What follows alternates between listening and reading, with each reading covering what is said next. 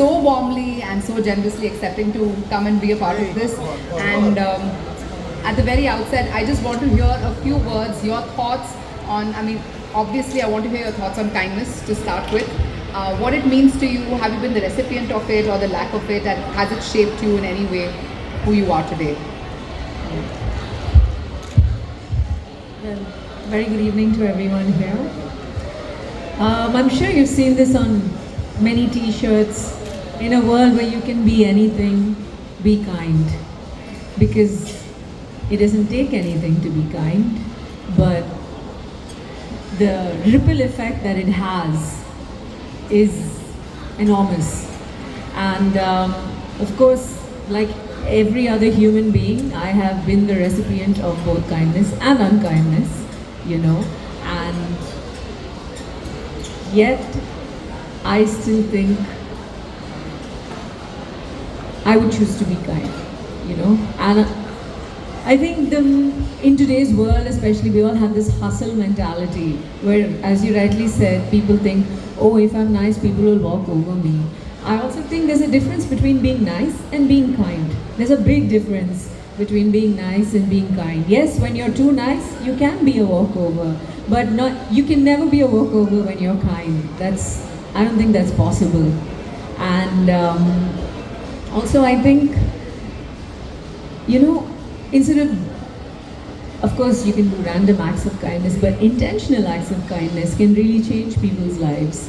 I've seen this with my own eyes, and since you guys mentioned philanthropy as one of the things that I do, I do have a small little family-run trust that supports the education of less fortunate children, because I think education is a great way to change someone's life. And for me, that's an intentional act of kindness. You know, as they say, you give a man a fish and he eats for a day, teach a man to fish, he eats for a lifetime. So that's the way in which I choose to be kind. You have the luxury of choosing whichever way you like to be kind to the people around you.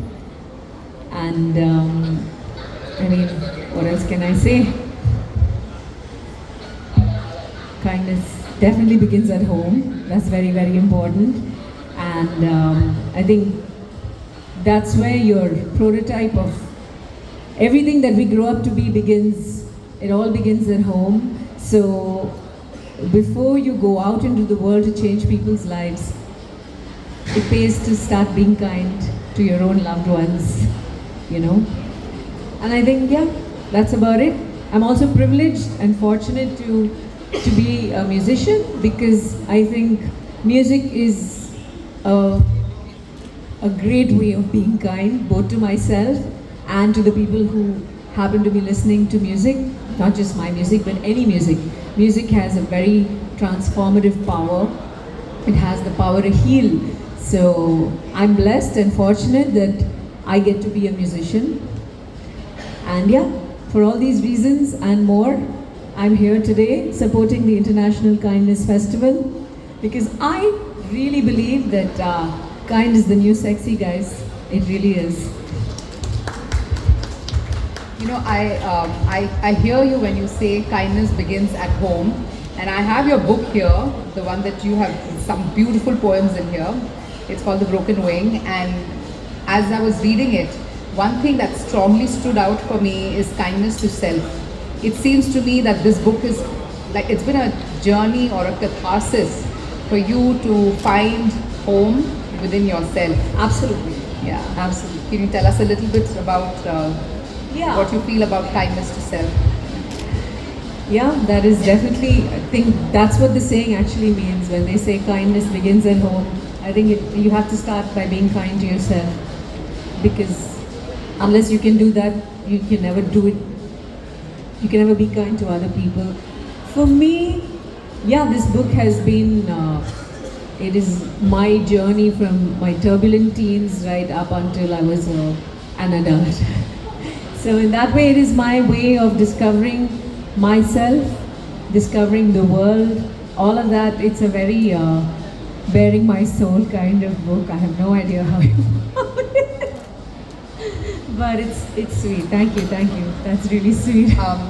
I think it's really inspiring for our youth today because I've had a couple of teens who've been through the book and they feel that they've been able to connect very well.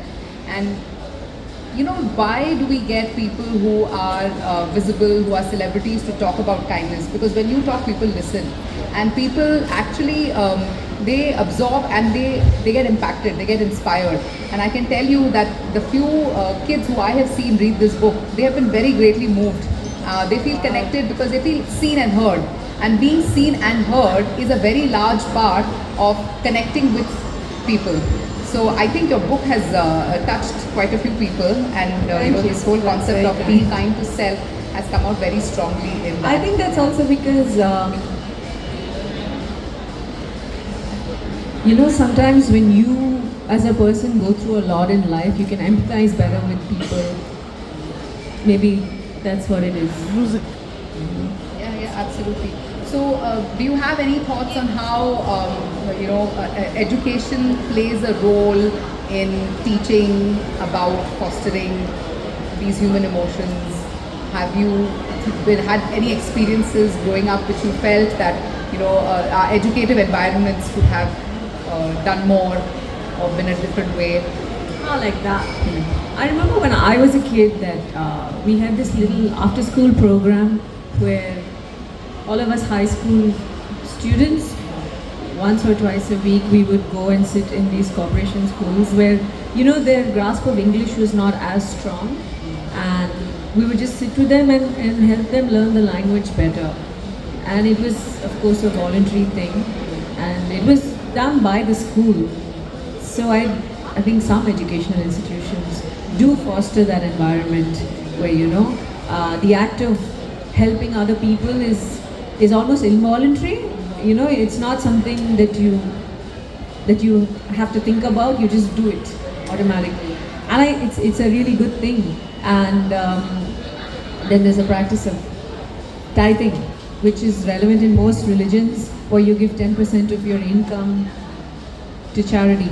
Not profit, but income. 10% of income, not profit. Yeah, that's really lovely. So before we wind up, because I know a lot of guests here want to talk to you and ask you questions, but before we open up for that, do you have some kind of a vision or something you want to leave us with on how one could take the kindness movement global and make it larger? What is the one thing someone could do if they wanted to, you know, make it a globally impactful movement? Any thoughts?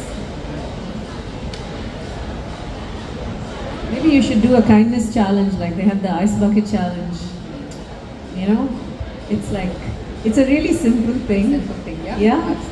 Absolutely. That is something that you could do with the youth, maybe, because they love these challenges.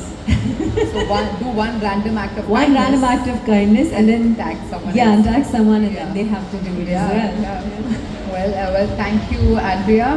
You know, in a world, like you rightfully said, in a world where you can be anything, we thank you for being kind. Oh my God. Thank you. Can I have